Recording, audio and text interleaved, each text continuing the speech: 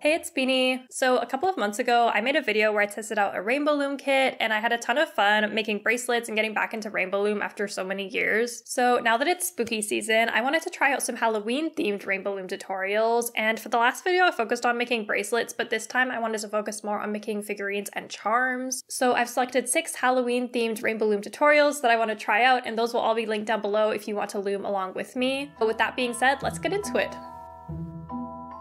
So I grabbed some fresh new bands for these tutorials, and I just used my same Rainbow Loom and hook that I already had. And after selecting the colors that I needed for my first design, I was ready to get into the first tutorial. So I decided to start with this little candy corn charm because it looked pretty quick and easy, and I thought it would be a good warm-up for some of the more challenging tutorials later on. So to make the candy corn, I just had to put my rubber bands onto my Rainbow Loom in the specific order as shown in the video, and then you use your hook to loop the bands over one another to kind of interlock them together, and then you can remove the design from the Rainbow Loom and it won't come apart. So after only a few minutes of work, this first charm was completed. Then I jumped right into the next design. Now, the witch's hat was definitely a step up from the candy corn. The base is mostly black, and then you get to choose a color for the band that goes around the hat. I chose purple. And instead of placing the rubber bands up the length of the Rainbow Loom like how you would with making a bracelet, you work in this circular pattern like I'm doing here. And a lot of the tutorials that I chose are also friendly for the monster tail loom if that's the only Rainbow Loom that you have. So you'll see here that I ended up making a mistake and actually had to take this off and start again from the beginning. There's a step in this tutorial and also a bunch of the other tutorials where you do a thing called reducing. So pretty much what that is you move rubber bands around onto different pegs to reduce the number of pegs that are in use, and it seems like this is used to narrow out a design. But reducing was definitely the hardest part of all the tutorials that had it because I had trouble figuring out which band was supposed to move to which peg. A lot of the pegs had multiple bands on them at a time, and it does matter which one goes onto which peg when they get moved around. Here I am messing up and restarting from the beginning again. For this witch hat, I think I did the reducing step 3 times wrong in a row, so I had to start over 3 times in a row, but I did eventually get it right. So after finishing with the main body of the hat, I moved on to adding on the hat's brim. To make the brim, you just add rubber bands to the bottom loops of the hat and continue the same pattern until you've gone all the way around. And each charm ends with a slip knot to keep the rubber bands from unwinding, and you can just tuck the tail end of the slip knot into the other bands for a cleaner look. But with that, my witch hat was done, and it also happened to fit quite nicely on my spider friend. So on to the next tutorial. Of course, I had to make a ghost, and I actually found this tutorial to be a little bit easier than the witch's hat, probably because this did not involve any reducing. But I started off by making the ghost's arms first, and then setting those aside for later. But look how cute the little baby ghost arms are. Next, I got started on the ghost's body, and thankfully this pattern had a lot of repetition and it was pretty straightforward, so quite easy. The main shape of the ghost body is pretty much just a tube, and then in the tutorial they let you know when you can attach on the arms. And I added a mouth to my ghost so it could look like he was saying boo. Then I added on the eyes and quickly finished up the ghost. The final step is to gather all of the loops from all the pegs onto your hook, and then you have to try and transition every single loop onto one other rubber band where you're going to make your slip knot. And I accidentally dropped one of my stitches in this process, but I thankfully was able to get it back onto my hook. But then as I was pulling the elastic band through all the loops again, the rubber band broke. So all of my stitches were just left floating there free, and I had to try and get each of them back onto the hook. But I was able to finish up the ghost, and he turned out so cute that I actually immediately started making another one. I wanted to have a boy ghost and a girl ghost and have them be a cute little ghosty couple. And I had a much smoother process finishing the second one off compared to the first one, so practice makes perfect, I guess. And I added a cute little bow onto my girl ghost, and then they were both done.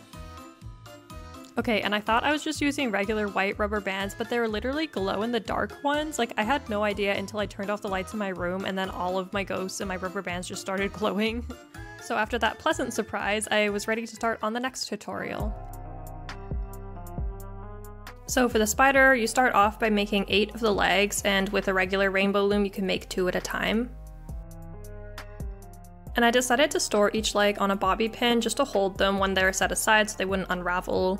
So that's 2 legs done, then I went ahead and made 6 more. After one of the legs was done, one of the rubber bands snapped in the middle, so I had to remake this leg, but it kind of made me wonder about the quality of different rubber bands.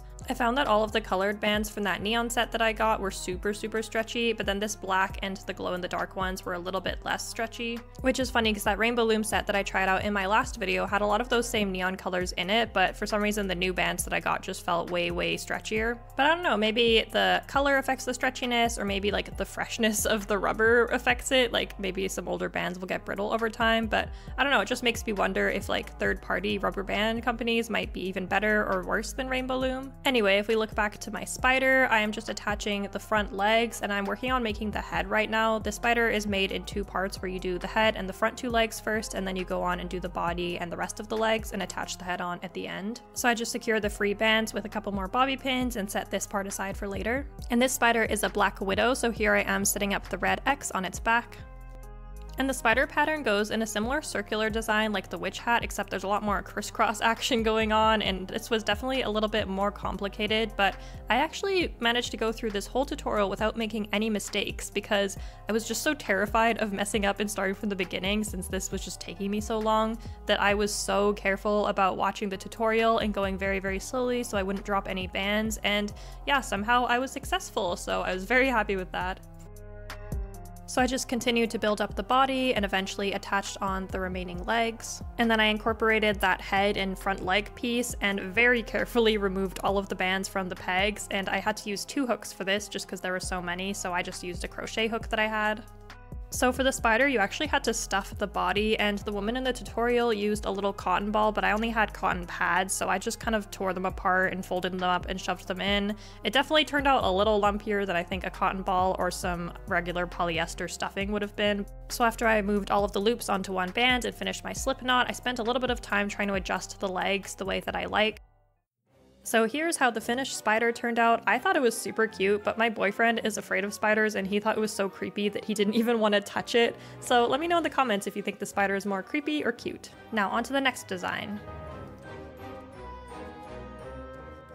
Now, I'm not gonna lie, I specifically chose to make a Frankenstein because I really wanted to use this neon green color, like something about that color just tickles something in my brain. So I started off by getting the eyes ready, and in the tutorial, the woman used a black bead for the pupils, and I just used a wound up black rubber band because that's what I had, but that seemed to work just fine. So this Frankenstein required a ton of rubber band layers, so each peg would just have a ton of rubber bands on each one, so I had to be really good about pushing down my bands between each layer to make room above for more and more bands to be put on. Now for the sides of his head, you put little screws, which are supposed to be made out of silver or gray bands, but I only had this like light brown color, and I thought maybe it could work as like a rusty metal color. I don't know, it's not ideal, but again, I'm just using what I have. And the pegs that were holding these screws ended up having so many rubber bands on each of them, so even though I tried to be good about pushing down the layers and making room, there just was not enough space on the pegs, so some bands did end up overlapping, which made the hooking process a little bit more tricky. I almost need a second Rainbow Loom that has pegs that are like double the height, just to make this process a little easier. So after looping the side edges of the bands, you have to do this maneuver where you take some of the bands off of each peg and move them to the outside of the Rainbow Loom out of the way. And this process was kind of tricky just because the bands were so tightly woven together that it was kind of tricky to get them off of the pegs. So yeah, I'd say that's the main difference so far between charms and bracelets, is that with charms, you just have way more rubber bands to navigate on each peg, and they're just pulled really tight, so it can be a little bit tricky to loop them. But I definitely think it's worth the effort and the learning curve because I just love how all of these turned out. But unfortunately, this Frankenstein head was yet another example of me messing up and not knowing how to fix it, so I just choose to start from the beginning. And yeah, this happened a lot, but I feel like with all of these tutorials is that they weren't that hard. Like, whenever I would have to start from the beginning, it would be way easier the second time, so I think if I was going to try and make a bunch of one design, I would just get the hang of it pretty quick and be able to make them pretty fast. So I tried to quickly redo the part that I took off and then finished off the Frankenstein head. So despite being a little tricky to make, I think the Frankenstein turned out super cute, and with him done, I was ready to start on the final design. So while a pumpkin might not be a super spooky thing to make, I found this really adorable design for a 3D pumpkin and I just could not pass it up, so I had to make it. And there are tutorials out there for a jack-o'-lantern pumpkin, but after some of the more difficult designs that I chose, I just wanted to end this off with a nice easy tutorial. So for the pumpkin body, you pretty much just make a tube and then you do things to add the details and make it look more pumpkin-y after it's off of the loom. But even though this is one of the easiest designs I made, I of course found a way to mess up, and this is again during that step where you take one rubber band and try and transfer all of the loops onto it, and I ended up dropping all of my loops again and had to start over. But I at least got lots of practice because I basically did every tutorial at least 2 times because of how many times I messed up. But thankfully, second time's the charm, and I was able to successfully do my slip knot. Then to bind off the other edge, you start by picking up those loops on the end with the 2 crochet hooks.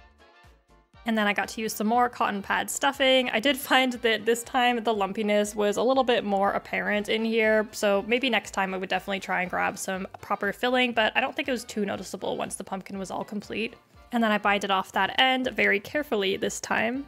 So to turn the orange ball into more of a pumpkin shape, you take rubber bands and wrap them around against the seams of the pumpkin like this to create those segments. And then I went around and pulled at each segment to make them a little bit more obvious, and then finished off the pumpkin with a little green stem. And with that, I had completed all of my spooky Rainbow Loom tutorials.